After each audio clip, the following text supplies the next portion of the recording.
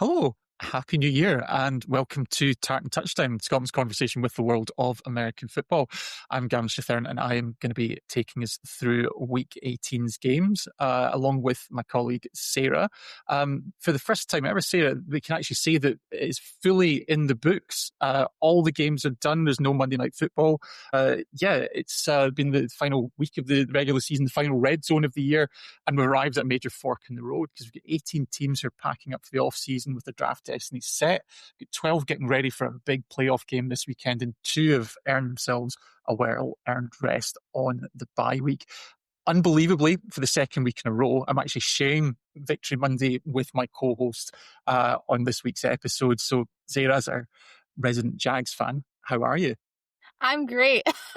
I'm great because the Jaguars are back as AFC South divisional champions, which makes me a very happy camper because I went back. We were talking about this before we started, but I went back and I watched like our season predictions, I guess, when even before the season even started.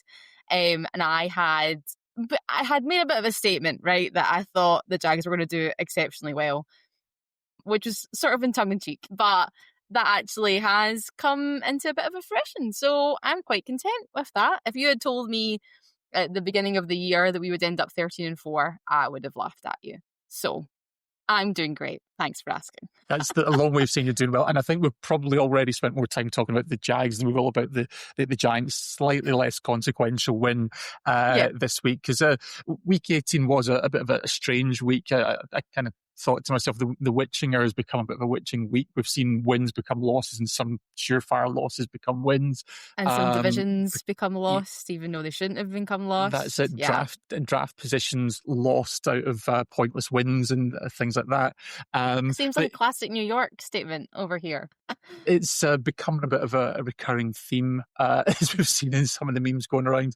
But obviously we're going to go through the week's big stories and look ahead to what I think is probably arguably the biggest slate of fixtures this week, with the playoffs kicking off with wildcard weekend. So, Sarah, let's get to it. Okay, let's get to it. Let's start with the Seahawks completely suffocating the Niners. I mean, I don't think they just won. I think the Seahawks sent a bit of a message, because I know over the past couple of weeks everyone had been like, yeah, okay, the Seahawks. And no one had been overly impressed by them. They kind of sort of feel like the Eagles of last year, how they've just kind of kept turning up and they've kept winning and no one's really known. But that 13-3 victories was absolutely impressive. Not only, so obviously it clinched the NFC West, which was coming right down to the wire, and it also gives them the number 1 seed. And it was just such a defensive game, which never really felt close, to be honest. I mean, we always did. I didn't stay up for it because it was quite late. So it's fair. It's the curse of being in Scotland. Yeah, exactly. But I don't think it ever felt really out of Seattle's reach. But I would love to know your thoughts on that. Yeah, I mean, I think this is probably not the type of game we're expecting. It's absolutely one coming in that could have gone either way. Seattle were slight favourites, but a number of people, myself included, thought it was the 49ers that would be taking that number 1 seed. I think probably what was slightly more surprising was the nature of the game and that 13-3 scoreline. Particularly, I guess, on the 49ers side, where we've seen such high-octane games recently. Of course, they had the shootout win over the Bears just last weekend. It's been a bit of a month off for the 49ers punter. But yeah, a bit of an easy ride for him as they've been piling up the points. So I think to see the 49ers go into such a big game and only score 3 points, that was definitely a bit of a surprise. Like you said, I think the Seahawks have certainly had this momentum going all year. I think probably need to give mention to Sam Darnold, who has actually become one of only 2 quarterbacks to win 14 games in back-to-back seasons with 2 different teams, no less. So that's, I think, just another story that's coming out of that game. And obviously, we've talked repeatedly throughout the season about how important that home field advantage can be. Seattle, as a team, particularly when we look back to sort of 10 years ago, who really leveraged that home field advantage when they got hold of it with Russell Wilson, Marshawn Lynch and the Legion of Boom. And there's an opportunity for a new generation of players to go and do something really special over the next few weeks. So that's a big victory, maybe perhaps not I'd say the shootout they were expecting, but I think a really significant win for the Seahawks. Yeah, I felt this game was how you kind of expect playoff football to go. Like it doesn't really feel like a regular season game. It definitely felt like a playoff game, which is maybe an indication of what could happen depending on what happens this weekend in the slate of games, because there is a chance that next week we might be finding ourselves in the same situation that these two come up against each other again, which would be very interesting. Yeah, absolutely. And I think there's obviously multiple reasons why Seattle won this game, but I think one point I do want to probably come back to is Sam Darnold, because yes, we've talked about the fact he's won 14 games in back-to-back seasons, but actually this is the second season in a row that he's gone into a game playing for the number one seed. And actually last year when he was with the Vikings against the Lions, he was really found wanting. It wasn't like that at all this year. One of the narratives around Darnold has been turning the ball over at various points, and obviously that's not something that happened. It wasn't that he put up record numbers today, but he played mistake-free football, and that's all that you really need to do. Really need to ask for, I know. So it'll be interesting to see what comes up. We'll talk about the playoffs a bit more coming up. But it'll be interesting for both these teams what happens. And it would be the most Sam Darnold thing in the world to come get the number one seed, take the week off, and then lose the first game in the playoffs that you play. Yep, it's happened before, but we'll just need to wait and see. Before it could happen again. Let's head to the Steelers surviving and beating out the Ravens, who seem to be in a bit of a comeback. So obviously the Pittsburgh Steelers edged the Ravens 26-24 in a bit of a dramatic finish that's ended up stealing the AFC North title and unfortunately ended Baltimore's season and Lamar Jackson's season. And I feel like, as always happens in the AFC North, it was just a bit stressful. It was just all a bit stressful. And it didn't, like, again, I watched the highlights of it, didn't stay up to watch this game, which maybe I wish I did, but also I'm probably glad I didn't, because I probably would have turned it off at the half because nothing was really happening, right? And it all just seemed to kick off in that third quarter and beyond.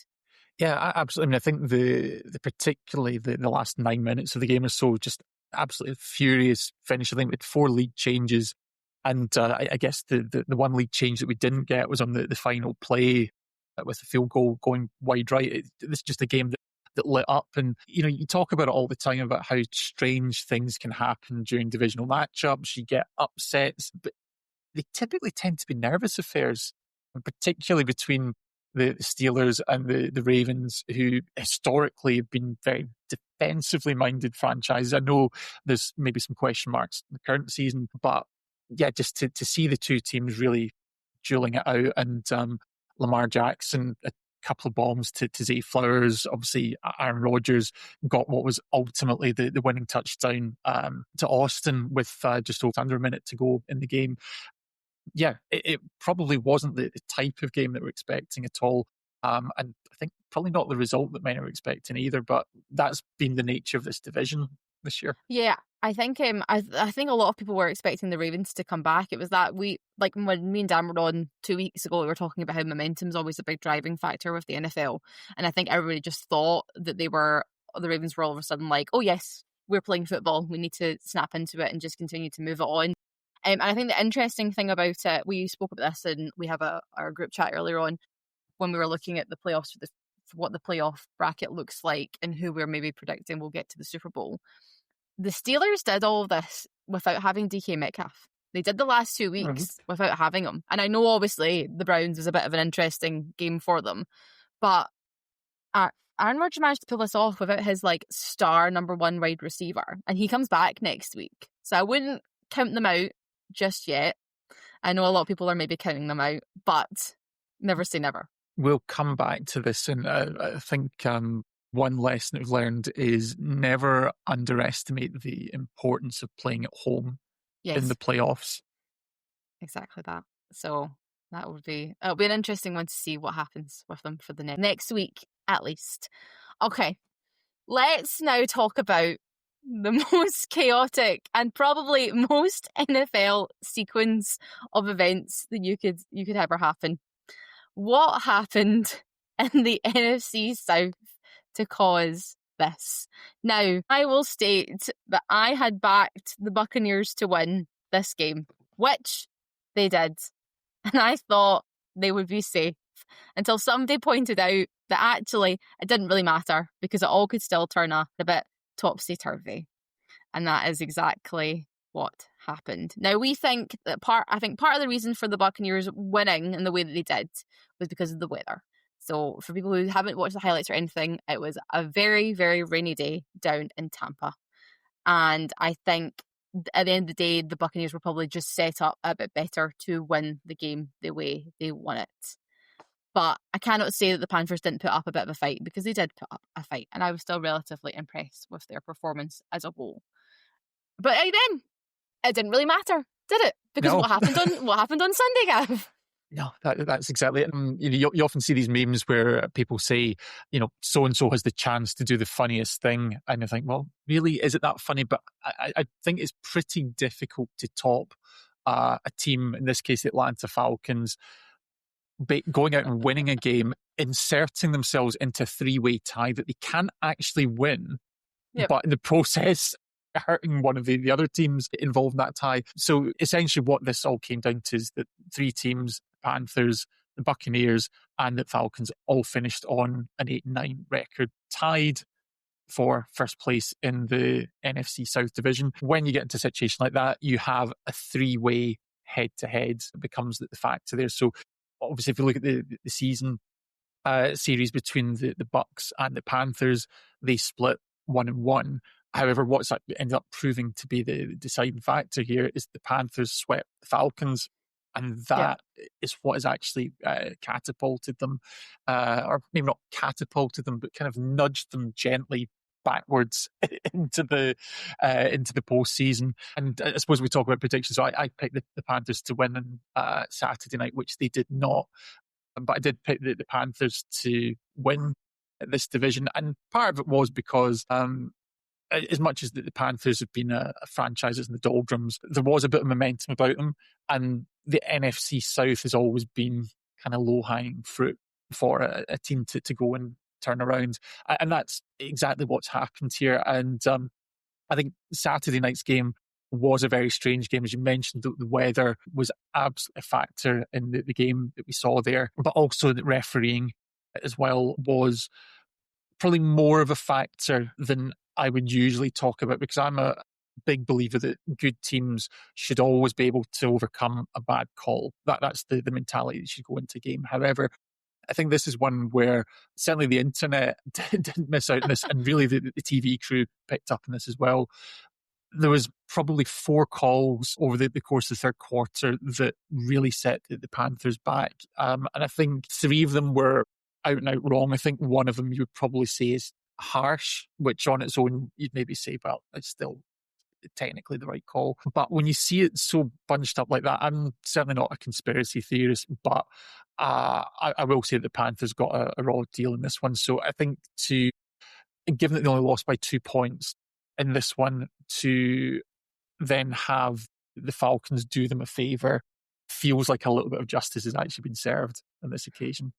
Yeah, it's always really interesting. And again, we don't like to play conspiracy theorists, but you sort of think that for the NFL and for the spectacle that is the NFL and football, they probably would have picked the Bucs to win it, because then it makes the Sunday slate of games slightly more interesting. So you don't want to play that card, but you just never know. Slightly, but then again, it's it's that hot market down in Tampa.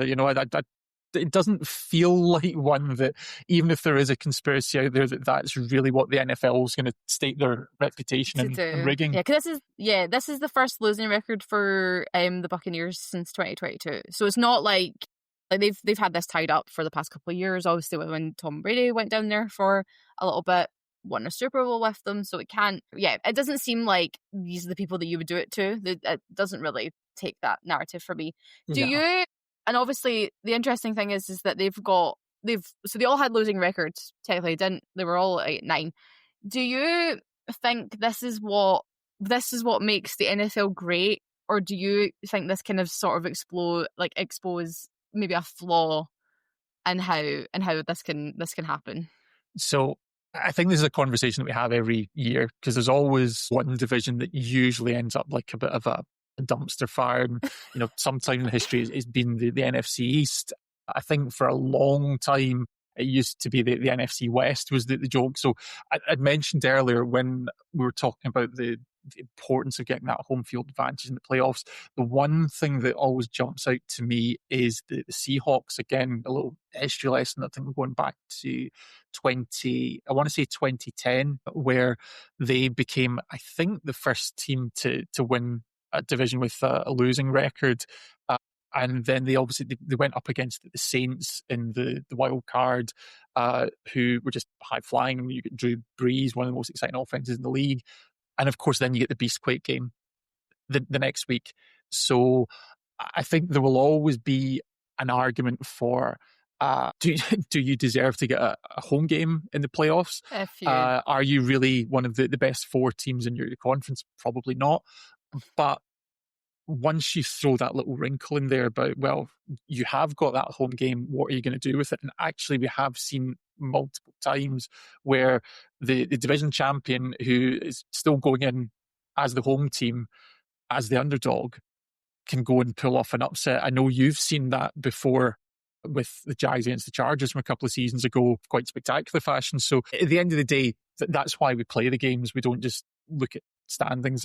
So yeah, the Panthers are a very flawed team still, even though they've taken great strides to improve this year. I think there's a lot of inconsistency about their play. They're winning games that you think they've got no right to win. They're also losing games that really they should be putting away. The Saints is an example of that in the last couple of weeks.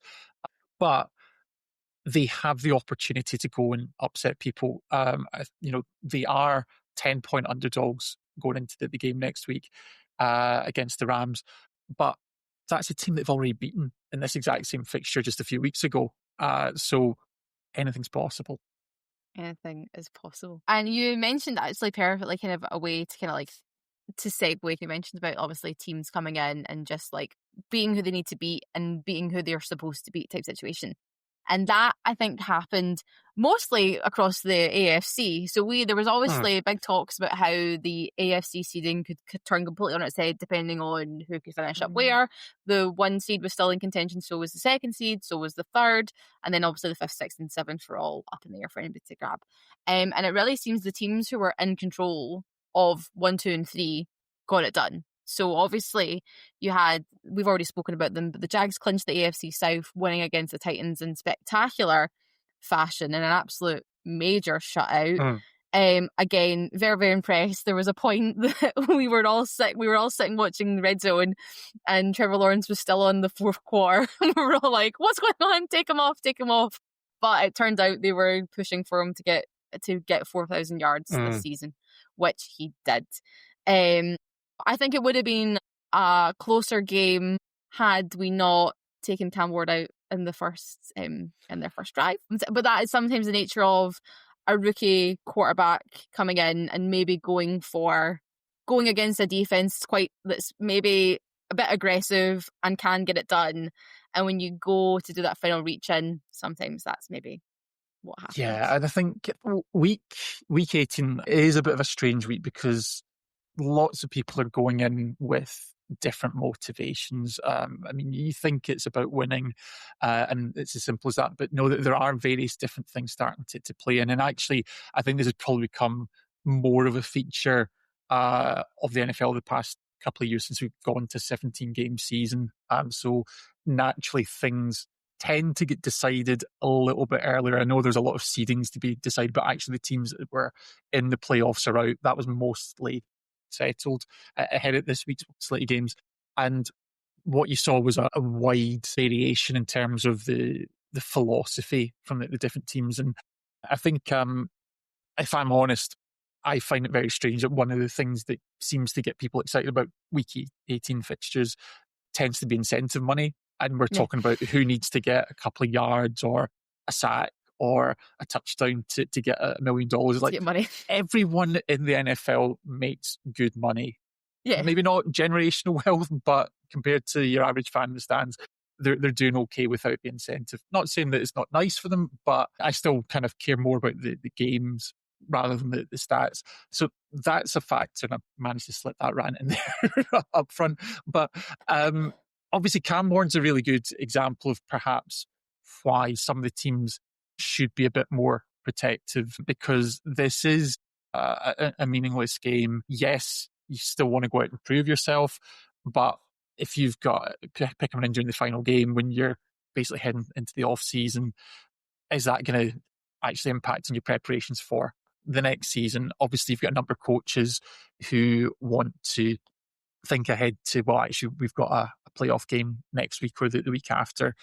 So the number of starting quarterbacks that sat, obviously Justin Herbert sat, Josh Allen sat, Jalen Hurts sat, and obviously some of the teams kind of went deeper into their bench than others over the course of the games, and that was certainly a factor in some of the weird results that we saw. But I think it's always still important to have momentum. And like you said, for the bulk of those AFC teams, certainly they're going into the playoffs firing. Chargers perhaps a little bit of an outlier because they played against another playoff and a higher ranked playoff opponent.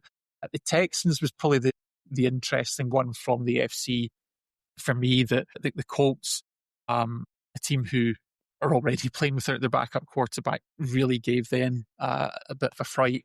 And obviously it came down to that final field goal to secure the win. Well, yeah, I found the game particularly interesting because when I was listening to I had for my setup was I had the Jags game on one screen, and then I had Red Zone on, so obviously it was coming up every so often. The Texans game was appearing, and all the commentators were saying that they 100% have the Jags score up in the stadium somewhere, so they're watching it, and you can sort of see the moment where they look up and they must see the score line because it goes 31-7 before the half, right? Yeah. So they go, oh, there's no way they're losing this, and that's when they take CJ off because they go, well, there's no point in us. What are we fighting for at this point? But they didn't really take many of their starting defense off, which I found very, very interesting. And for a defense that can be really, really scary, Ray Leonard was seeming to make kind of light work of them, which was very interesting. They did. Looking at that game specifically, I guess one of the motivations that maybe talk about in terms of these dead rubbers for some teams, you had Alec Pierce actually had one of the games of his career before actually getting disqualified for the gentlest of touches against the official, has to be said. But of course, what's interesting there is Alec Pierce is heading into free agency. So you talk about players that have something to prove. Play for. That's a prime example of it. And I saw somebody had tweeted this, somebody who does media for the Bills had said that before the game had started, Trubisky had actually went around and said to everybody who's got incentives, who's doing this. So he was trying to spread it out so people could get their incentive bonuses. And you're like, oh, okay, well, that's nice. You can get another $1 million into the there's a bit of it's almost kind of a bit of last day of school energy for some of these games, even for the teams that are actually headed into the playoffs, because obviously the big things are settled. Yeah, there's obviously a few things in play there. So yeah, definitely a strange week, but you would absolutely want to be going in as a winning team rather than a losing team. Coming off of a loss.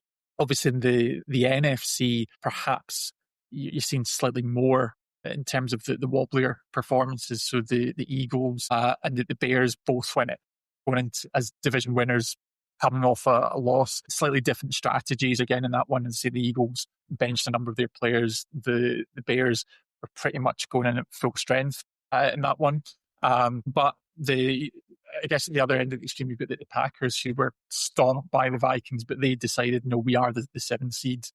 Let's rest up. We're dealing with a number of injuries here. So, yeah, it's a fascinating week, but it's fascinating for different reasons to what we're maybe accustomed to throughout the season.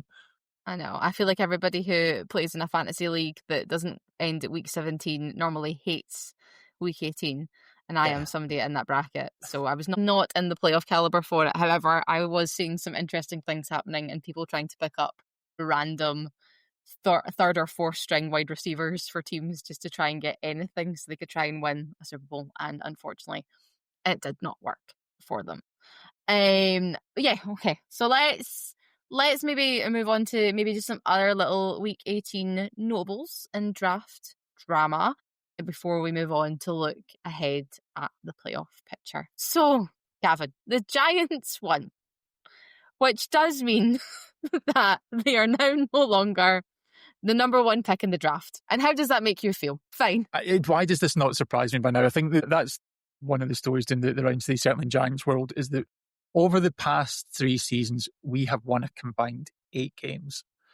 4 of those wins have come in either week 17 or 18. And obviously with all the impact that has on draft position each year, this time I do feel it is slightly different in the sense that obviously when you're thinking about having the top draft pick, you're usually, not always, but usually trying to get the best quarterback that's available, which looks like Fernando Mendoza right now. The Giants, I think, are set with Jackson Dart. I know they've said that they'll evaluate all options, and that is certainly the ploy that you would try to follow if you're trying to get other people to make a trade with you. But yeah, we're sticking with Jackson.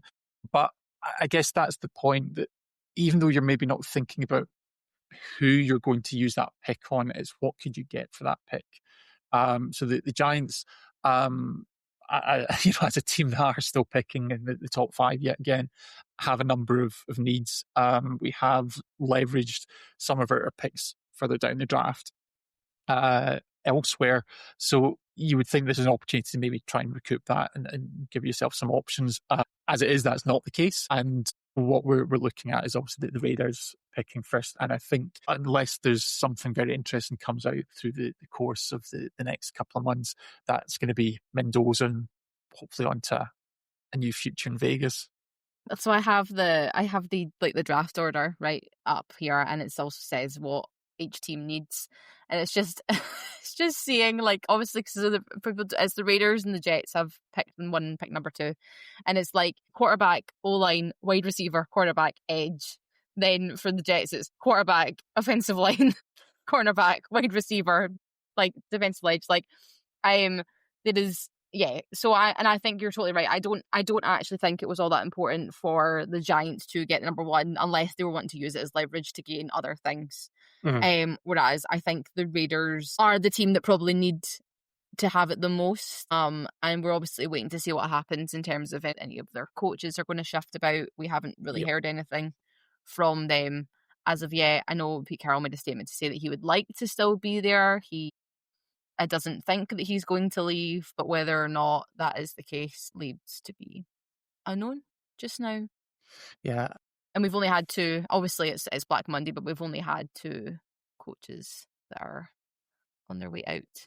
Yeah, and it's still recording fairly early today, so there's still plenty of time to see what develops. But I guess the one thing I would say in that those games that are really more about draft position than anything else, it was actually slightly heartening for me, I think, to see 4 of the teams that are picking in the top 7 actually win this weekend. I know you can joke about how frustrating it is for the Giants to win, but actually the Giants, Raiders, Browns and Commanders all actually picked up victories this weekend. And I think that just shows you that there is obviously players who are playing for their future, coaches who are potentially playing for their future. So as much as certainly it's natural for fans to want to try and get the best draft positions, no player is going to be able to sell themselves to either the current team or the next team by saying, hey, I helped those guys secure the number 1 pick.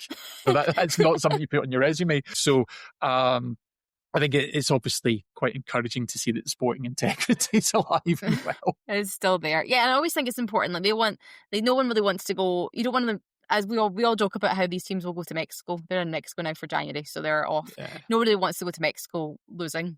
Like you want to go having won, technically. So and as sandbagging actually the way to go in the NFL, does that do a lot for your team and for anything? I don't really know. The Cancun trope is so played, though. I think we need to come up with some alternative holiday destinations. We try and sell Scotland Jamaica? To some of the players. Caribbean? No, they're not.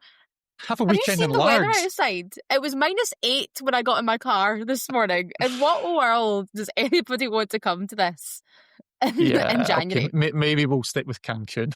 Or we can maybe go to Bali. That may be quite nice. Or like Australia or something. Somewhere nice like that. I guess, and another maybe sort of upset. I mean, Browns continued their winning streak of 2 games. And obviously have now given Myles Garrett the record for the most amount of sacks, which obviously don't really gain anything else from it apart from Myles Garrett as a happy guy.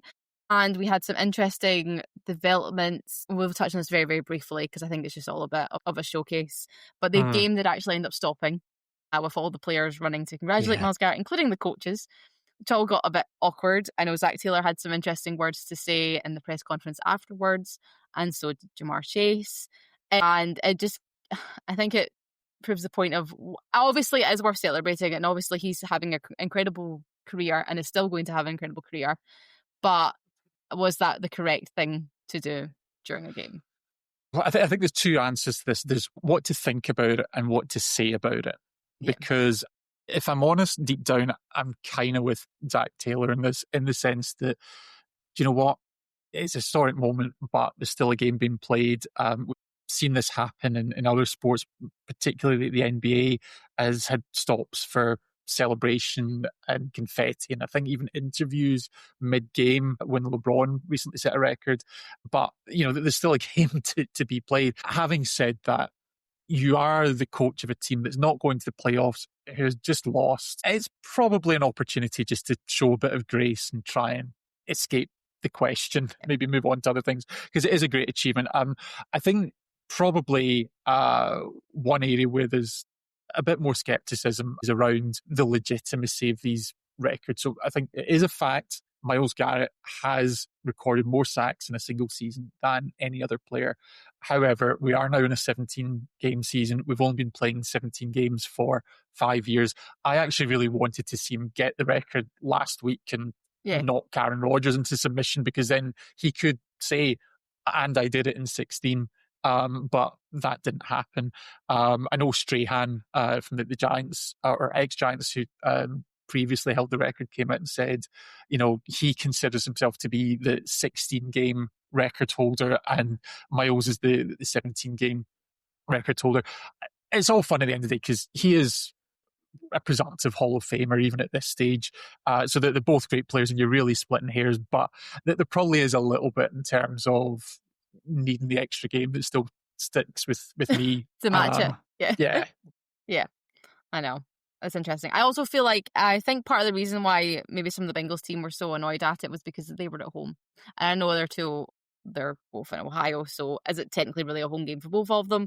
But I understand, if it had been obviously at the Brown Stadium, maybe we'd be having a different conversation. But I can maybe understand why your Bengals team are annoyed that it's their home game and those celebrations are happening. But that's really neither here nor there. And I also think he probably should have just shut his mouth, but that's fine. All right. So the bracket has now been locked and the narratives have been written and there is nowhere left to hide as we are now in January football. So this is really where mistakes in seasons, breakouts become legends, and every decision is magnified. So let us begin. We're going to begin with the AFC, okay? And let's begin with the Bills versus the Jaguars, because fine, let's just talk about it. So I will put forward to you, Gav, what I believe are the paths for each of these teams to win their game. And then you can do with that if you will. So I think if Buffalo want to win, the offense for Buffalo is at its best when it starts fast. So they have to come out the gate, they have to score early and force Jacksonville off of their balance. Josh Allen has to really be mobile, as he sometimes is, and hopefully will still be on Sunday, against the Jaguars defense that prefers to play in discipline zone. And if Buffalo can win on early downs, they will control the tempo and they will force Jacksonville into third and longs. If the Jaguars want to win, they have to slow the game down. They have to do long and sustained drives that limit Buffalo's possessions and limit Josh Allen, essentially. And Trevor Lawrence needs to out Joel Allen, which he has done before, but he needs to avoid turnovers and win situational downs. And as much as I do like a Cam Little field goal, they will not beat Buffalo. So I guess for me, I think the swing factor in all of this is the turnovers. And if we can protect the ball, it will become a fourth quarter game where neither team will run away with it. Yeah, and I think that's certainly the way that most people expect this one to go. So Vegas currently giving the Bills a very slight, don't worry, Sarah, very slight 1.5 point It's okay. edge. I've said that will be in up this on one. the whiteboard in the team room.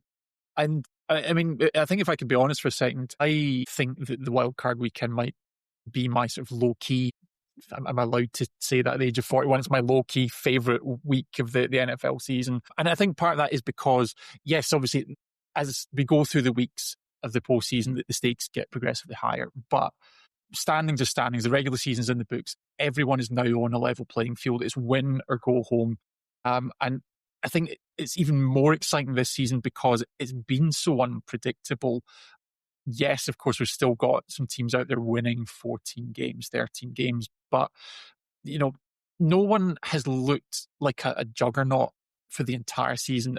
Everybody has some form of vulnerability. So I think we can have our favourites in these games, absolutely, even that Rams-Panthers game. But you can see how the opponent could win this game. I think it's really important, actually, that you're kind of talking through this from both perspectives. I think for the Bills, this is going to be a fascinating game because they have been in playoffs before. There has been a narrative written about how Josh Allen doesn't have his rivals in the playoffs this year. There's no Mahomes, there's no Lamar, there's no Joe Burrow. But actually, he does have to deal with Trevor Lawrence. He does have to deal potentially with Bo Nix. He does potentially have to deal with Drake May. And he seems to be doing it with fewer and fewer weapons. I think the point that you make about how the Bills start in this one is really interesting because they are one of the best second half teams in the NFL. A big part of that is coaching adjustments. Having said that, we have seen a couple of instances where games have seemed to perhaps get away from the Bills this year.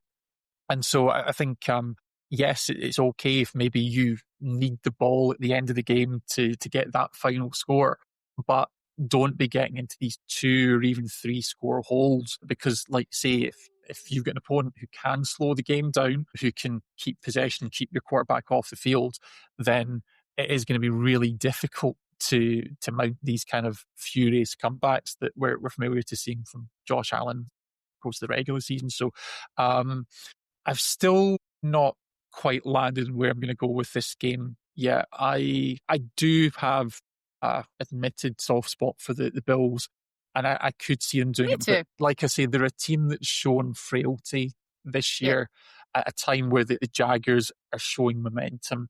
And I think particularly that win that they had against the Broncos a couple of weeks ago really did go and make a statement. So, yeah, we've had a bit of fun teasing you about the Jags prospects this season, but I think, Sarah, this is a fantastic opportunity for them to go out and set the tone for the rest of the postseason if they can go and knock off what is arguably the biggest name in the FC bracket. Yeah. It would be very, very cool. Again, I'm nice to keeping my I'm not back. I'm like really trying not to back them just so I don't get a disappointment. But it's fine. Yeah, I think it'll be a very interesting game. You're so right. I think it will be one. I think the dial may sway throughout the week of where they're going to set up. I think it depends on what. Obviously, they'll start to do their presses later on in the week. I think that'll be really interesting to see how each team is speaking. Will maybe be what maybe gives Vegas a bit of the decider and where they're going to kind of put the edge onto it. Yeah, absolutely. And I think one thing as well, not to always make it about Josh Allen, but we really need to see how that foot of his is healing up because obviously the Bills took what I think was the sensible decision to sit him this weekend, but he was struggling. He took his one little snap to give him he's still in the running for his most starts.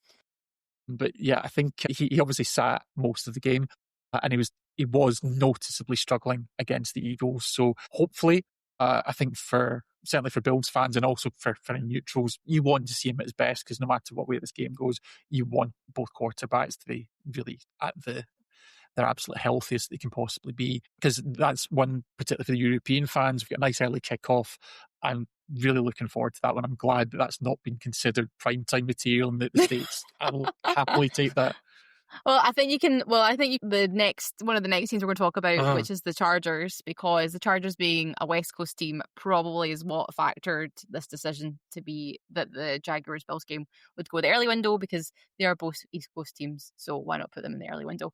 But let's talk about the Chargers and the Patriots. So I guess the core question for this is, can the Chargers stay patient against New England's structure? So I think the Patriots' path to win in this is New England thrives in mistake-driven games, which Justin Herbert is maybe known to be this. Certainly now with his O-line, I think we're in like the 7th variation of what the O-line currently is with their injuries. Disguise coverages force quarterbacks to hold the ball. If the Patriots can slow early Chargers drives, pressure then shifts to LA. And then with the Chargers, with their path to win, I think Justin Herbert has to resist hero ball, which he sometimes maybe has a tendency to do. Short, efficient throws keep New England from dictating coverage, and the success on third down prevents the Patriots from controlling field position. So I think the swing factor in this is probably going to be who is the more disciplined team, who is going to have the less penalties, which may force either one of them to be a bit more clean than the other. Yeah, and I think what's quite interesting, we've talked about home field advantage throughout throughout a number of our podcasts this season. The weather's looking fairly mild this weekend for Boston, at least. I think if you're coming from LA and been used to playing the comfort of a dome, and maybe sort of, single digit weather, a bit of drizzle doesn't sound that appealing, but it's not too bad. It's not looking too extreme as things stand. I think another big factor this one's actually going to be experience. Yeah. Because you can talk about who the Patriots have played and the strength of their schedule, but let's talk about what they haven't played in recent memory, and that's playoff football. And that's not about strength of opposition. That's about being in that situation and that mindset. One person who has, of course, however, is Mike Vrabel. Yep. So can he bring that out of those players? Can he have them mentally prepared to play in that kind of winner-go-home situation? Because there's a number of very young, very exciting players in this Patriots team. I think Drake May has a very bright future ahead of him in the league. But when you're playing playoff football, you've got on the other sides of the field a coach in Jim Harbaugh who's taken teams to Super Bowls. Can they match up against that experience by leveraging what their head coach has to say? Yeah, I think people are maybe writing off the Chargers a bit early on this one. I think it will just depend on how they look, how the injury report looks, I guess, towards the end of the week.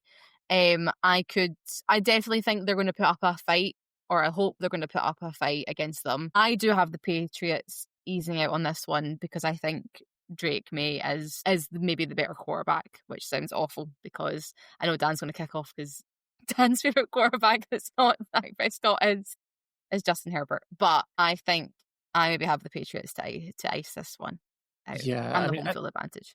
I guess the other question that I would maybe have around the Chargers is, if we look down through their schedule, where are the statement wins taking place? So yes, of course, they have won games recently against playoff caliber teams. I'm looking perhaps as recently as the Eagles in week 14. You would probably say that their biggest wins were back at the start of the season. So they toppled the Chiefs back when we certainly thought the Chiefs were a force. They also beat the Broncos in week 3. But kind of coming down the schedule, you look at that, this is a team that, okay, maybe they're still getting a few wins here and there, but it's not nearly as impactful as it was earlier in the season. So we're talking about momentum. This is definitely a team that doesn't have that at the moment. Can they reverse it when it really matters, though? That's the big question. And we'll see. We will see what happens. Okay, let's move on to the last AFC game for this weekend, which is going to be the Texans versus the Steelers. Now, you spoke there about teams that have been in the playoffs before, know what's coming up. Now, and obviously CJ Stroud has been in the playoffs before. He has competed in the playoffs before. But he's going up against Aaron Rodgers, who I don't think is as easy as an opponent as some people may think he is. So I think the Steelers' path to win is Pittsburgh will want to play this game ugly. Physical defense, pressure packages, and clock control. If the Steelers can force Houston into predictable passing situations, they will probably dominate against the current Houston offense. If the Texans want to win, Houston might need to use tempo to avoid getting bogged down. The quick reads need to neutralize Pittsburgh pass rushing, and early confidence matters. They need to come into this game having the confidence that they can win it. I know they're going to be in Pittsburgh.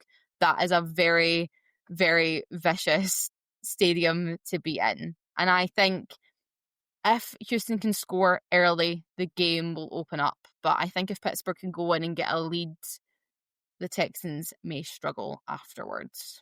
Yeah, and I think again, a big part for me is that home field advantage. So it's just the mindset again. Weather doesn't look like it's going to be a huge factor 6-7 days out, but it's like you say, it's the support. It is that mindset. A lot of it's been talked about before. You know, why is it that the teams play better at home? And part of it is just that identity that comes with it. And you really don't have many fan bases that are more passionate than the Steelers in this one. So obviously, when you look at the standings and the win column, the Chargers, the Texans are coming with slightly more wins for this fixture. But I do think that this is one where you've got a team, you've got a fan base, you have a quarterback in Aaron Rodgers that has everything to prove. On the other hand, the Texans, we've talked a lot about the defense, and yes, that has been a strength for them at various points through the season. They can be gotten to, and certainly if you've got someone who has the mind for how to take on a fierce defense, you know, no one's better at that than Aaron Rodgers. We saw him, you know, dealing with a pass rush from the Cleveland Browns last week, and Myles Garrett chasing the record by simply getting the ball away. So obviously you can't win a game just by throwing the ball away for 60 minutes. But what you can do is you can keep it close. You can avoid the errors. And I think that's something that the Steelers, both on the field and off, because you look at Mike Tomlin, they know how to manage these situations. Whereas the Texans, to me, still feel like a younger, less experienced team in these types of scenarios. And I do think that despite what the records say, that the Steelers may actually have the experience edge in this one to see them through. I would agree. And I think we spoke about it earlier when we spoke about the Ravens-Steelers game, but the Steelers do get DK Metcalf back this week, which might be a big contender for them. And I know that Nico Collins didn't play for the Texans yesterday, but I think DK Metcalf may swing it for the Steelers in that regard. Okay, let's move on to the NFC. And I'll start with the one that might be the shortest to discuss, and that is the Rams versus the Panthers, which I guess the big question for this one is, are the Panthers built to survive a playoff shootout? So I think the Rams' path to win is that I think the Rams will test the Panthers vertically, play action and motion stress a Panthers defense that can overcommit. And if the Rams score early, they'll dictate the pace and they'll force the Panthers to chase.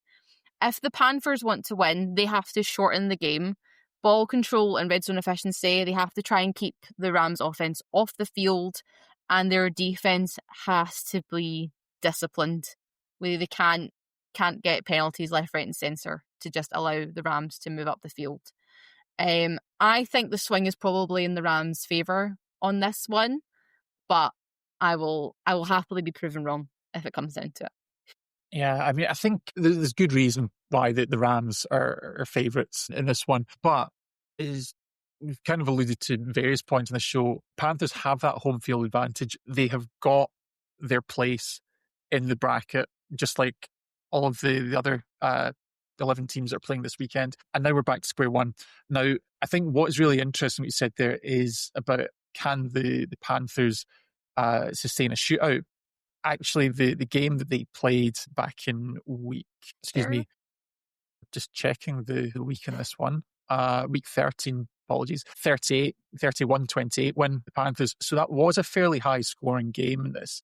I think what really stands out to me in terms of the Panthers' victory, though, is they've had touchdown drives of 69 yards, 70 yards, 71 yards. But it's also the fact that, these aren't just, one bomb down the field. It's an 11 play drive, 14 play drive, 12 play drive, 8 plays for 65 yards. So they're sustained drives. What's also key to that in terms of how the Panthers did get past the Rams is the turnover battle. So in that game, Stafford was intercepted twice. Bryce Young did not throw the ball away at any stage. They did not lose a fumble in the game either. So it's about avoiding those negative plays. And I think what has tended to hurt the Panthers most in this season is when they have made mental errors, when they've turned the ball over. We saw this at the weekend. Yes, they did have some bad calls at times, but there were also the turnovers. Rico Dowdle slips, he's going to ground, and he still tries to chuck a flea flicker pass back. Just take the loss of a yard. Don't put your quarterback under pressure.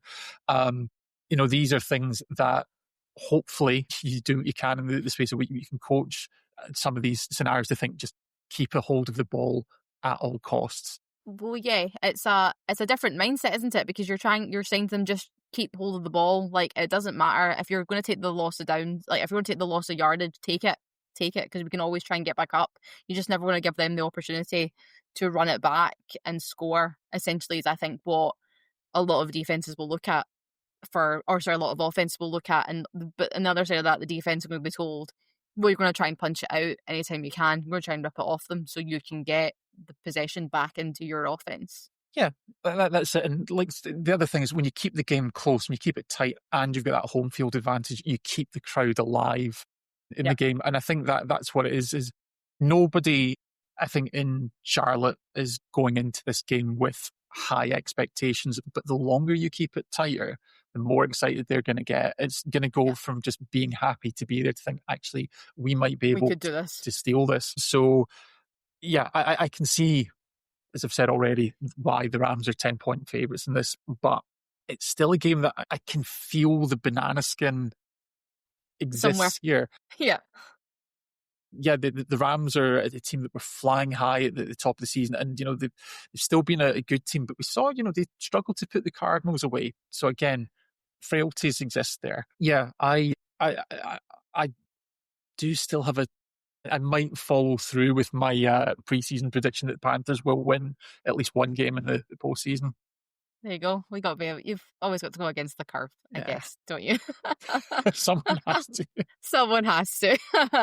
Okay, let's talk about the matchup that has happened before. It's happened twice before this season, and it's going to happen again. Let's talk about the Packers versus the Bears. So, this is going to be a really interesting one because we've seen them play before. So now it comes to, what can you do in playoff football? So I think the Packers' path to winning is Green Bay is comfortable in close games. Late game decision making has probably been sharper when you put the two against each other. And if this is a one-score game in the fourth quarter, the Packers probably do have the advantage. For the Bears to win, they have to capitalize early. Red zone touchdowns instead of field goals are mandatory, and they have to try and put pressure with their defense on Packers early downs to try and disrupt that rhythm. I think this game will likely come down to one final drive at the end of the fourth quarter, and it'll come down to what quarterback can do that drive, which is going to be interesting because, again, we're talking about experienced quarterbacks. Now, Jordan Love obviously has some experience in the playoffs, but and will that be enough to be what drives him through to the end? Yeah, see, this is a really interesting one. No, because it's a divisional battle. So right there, you've got a couple of teams that already know each other very well, but they're playing each other for the third time this season. It's been said that it's really difficult to beat a team 3 times in 1 year. So it's great, actually, that they split the regular season series. So, there's no chance of using that against either team here. But Chicago obviously haven't hosted a playoff game since 2019. I believe that's the double doink game, actually, where they lost to the Eagles. So, again, this is another stadium. We're seeing some fresh faces back in the playoffs. It's going to be absolutely rocking for this. I think what's interesting, you said, is decision making late in the game. I don't know if it's just maybe perhaps playing with a little bit of pressure off for most of the season, but the Bears have actually been pretty good in the fourth quarter as long as the game's tight. They've won 6 games this year in the last 2 minutes. Notably, they didn't do it yesterday against the Lions, admittedly, but they have actually set a record for 2-minute warning comebacks, if you will. So I think this is going to be a really fascinating game because the Bears come in as the higher seed, but maybe not the weight of expectations. Whereas the Packers, like you said, they have the pedigree. I think even in a down season, which this hasn't been by any stretch, you always kind of look at them and think this is a team that could go and win any time. But they've suffered some brutal injuries at key positions this year. Obviously, Jordan Love, we're expecting to be taken to the field for this one. Micah Parsons, however, is down for the season. I'm inclined to go with the fresh faces here. I know I've kind of talked about how experience is going to prove decisive, but I think Chicago, obviously they had perhaps a bit of a false dawn last year with signing Caleb Williams and getting some free agents around him to support. Now actually you've got Ben Johnson, who I think really is showing that he's set a fire in this team. I think he is actually proven to be the difference maker for the Bears. And it could go either way, but I'm very much feeling the Bears in this one. I also think I'm taking the Bears probably rather than the Packers. But I think this will be a really interesting game. Like, I do believe it'll come down to the final. I think it'll come down to final drive, final quarter. Let's talk about another, I guess, I think it's going to be quite an exciting matchup in the 49ers and the Eagles. Which I don't really know. I think this will be very, very interesting to see how this week swings. I think of the 49ers' path to win is they have to impose physicality. Their run game success will open up everything else for them, and their sustained drives will keep the Eagles' offense cold. I think for the Eagles to win, I think Philadelphia thrives when playing downhill. Defensive pressure creates short fields, and if the Eagles can force San Francisco into obvious passing situation, the matchup, I think, will tilt in their favour. And I think whatever team puts the front up first will probably win this game. And again, that home field advantage is probably going to be a key factor for them in Philly. Yeah, I mean, you're going to get a raucous crowd there in Philly's no doubt about that. What I think is going to be really interesting to see, the Eagles have not been firing on all cylinders this season. By comparison to last season, when they hit the playoffs, one thing that really stood out to me is that people didn't see them coming into the playoffs last year either. And they were just so dominant throughout the postseason. I know that some games were perhaps closer than others. The Rams one was a bit nervy at times last year in particular.